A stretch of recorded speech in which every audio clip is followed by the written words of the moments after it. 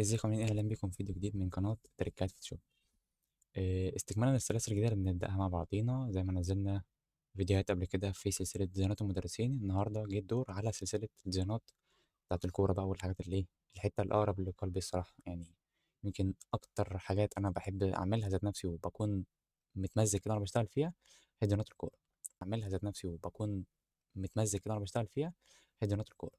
النهارده احنا معانا ديزاين من ضمن الديزاينات البسيطة واللذيذة والحلوة والجميلة اللي انت ممكن تقدر تعمل بيها ديزاين لأي لعيب في أي نادي. يعني الحاجات دي بتتغير بس من نادي للتاني، من لعيب للتاني، والكلام ده كله. فهنتعرف النهارده دلوقتي على الديزاين ده أنا عملته ازاي، ونحاول نطبق يعني عليه مع بعض، أو يعني نشوف ايه الحاجات اللي ممكن نعملها حلوة فيه. أول حاجة أنا محتاج أخش طيب أول حاجة احنا فتحنا الديزاين على الفوتوشوب. الديزاين ده مقاسه مربع اللي هو 3000 في 3000 زي العادة، يعني زي كل الديزاين بتاعنا. هشيل اللوجو والتكتشر والكاميرا رو فلتر عشان ابدا اشوف الحاجات دي كلها. اول حاجه انا عندي هنا اللوجو بتاع البريمير ليج، حاطه هنا تحت اهو. تمام. بعد كده سيبنا من اللعيب شويه دلوقتي، نخش له بعدين. كده عندي ده اللوجو بتاع مانشستر يونايتد. الخلفيه بقى هي اللي فيها اللعب شويتين ثلاثه. ان الخلفيه آم، يعني عامل في الخلفيه ورا صوره كلر احمر غامق شويه، والخلفيه عباره عن حتتين: السقف، او يعني صور الحته العلويه بتاعت الاستاد، والارضيه.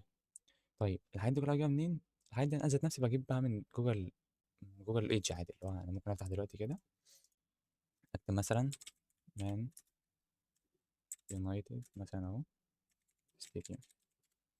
طيب هقول لك دلوقتي على تريكايه.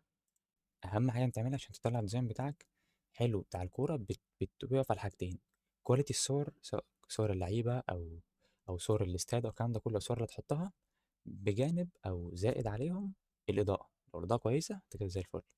فانا هاجي هنا عن فلتر دي، في فوق على اليمين في فلتر، سواء في هنا او في جوجل او في جوجل، يعني مكتوب ايدج او جوجل.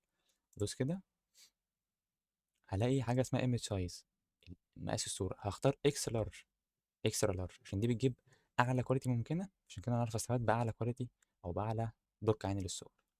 غالبا دي الصوره اللي انا مستخدمها تقريبا. غالبا هي دي الصوره بتاعت الارضيه. تقعد تقلب كده شويه حلوين لحد ما تلاقي، برضه هتلاقي صور زي ما انا كنت جايبها الاستاد من فوق كده.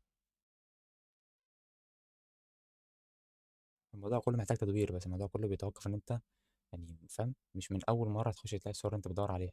هتدور مره واثنين وثلاثه قبل ما تلاقي الصور آه، اللي جايه في دماغك يعني عامة. المهم ان الفكره وصلت عامه. انت محتاج تدور شويتين ثلاثه قبل ما تلاقي الصوره بتاعت الحته من فوق بتاعت الاستاد، اللي هي ممكن زي دي برضو. دي تنفع جامد قوي يعني. دي ينفع برضو، اللي هي الحته اللي فوق. او دي هي دي سير الكسون ستاند مثلا، الحته اللي الناحيه التانيه كده. فكده انا عملت الخلفيه ان هم ممزوجين من الاثنين، ان انا عامل دمج بينهم بحيث احط الصوره فوق وحط الصوره تحت بحيث يكونوا تحسهم اكمل حاجه واحده. هنا بقى التكست بتاعت اللاعب هقول لك عملناها ازاي. اول حاجه انا ممكن اكتب مثلا كده، واكبر التكست عشان اكتب اسم اللاعب. احطه هنا، اكبره كده. كده احنا عارفين ان الفونت ده اسمه كالشيو. اكتب مثلا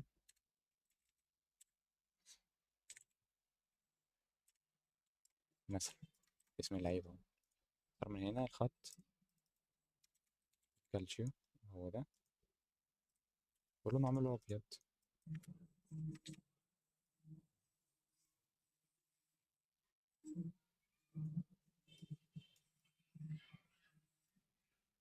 طيب اهم بقى حاجه تانية اعملها ان انا همسك الخط واعمل له سمارت اوبجكت الاول. تمام كده بقى معايا الخط سمارت اوبجكت. اجي هنا بقى كليك يمين اعمله برسبكتيف، بحيث لما اجي مثلا اعمل كده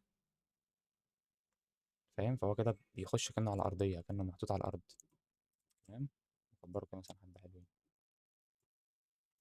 لو برضه مش مظبوطه اكمل واعمل اكتر من كده.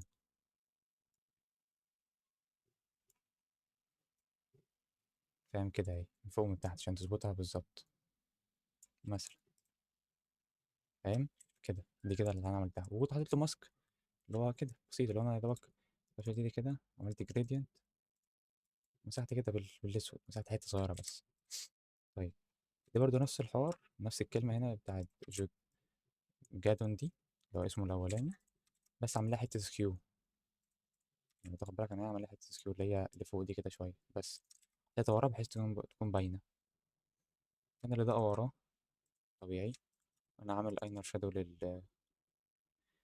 للعيب ذات نفسه بالأحمر كده، يعني لو تاخد بالك هنا في أينر شادو بسيط خالص اللي هو بيكون يا دوبك على الحواف عشان يعني يملى معايا الحوار ده.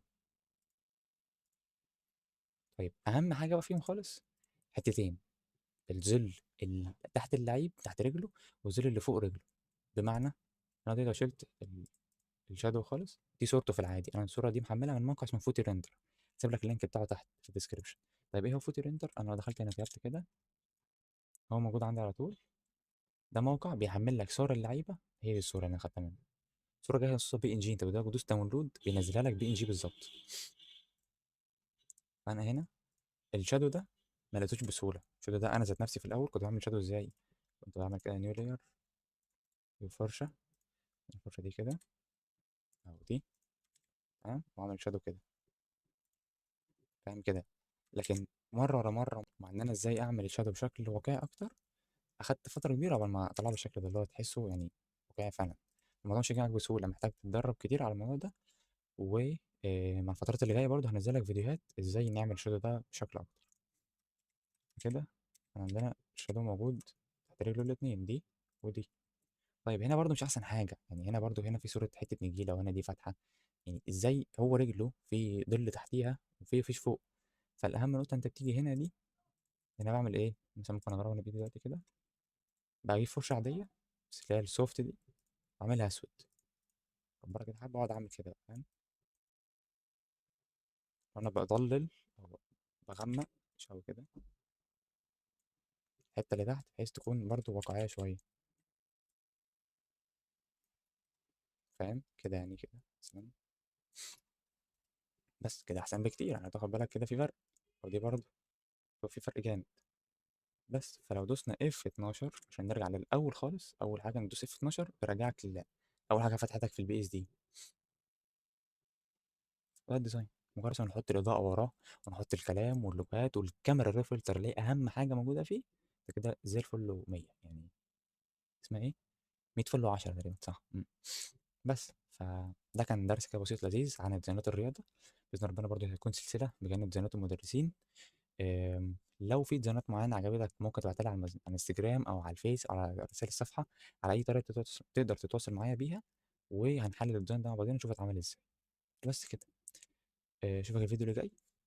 مع السلامه.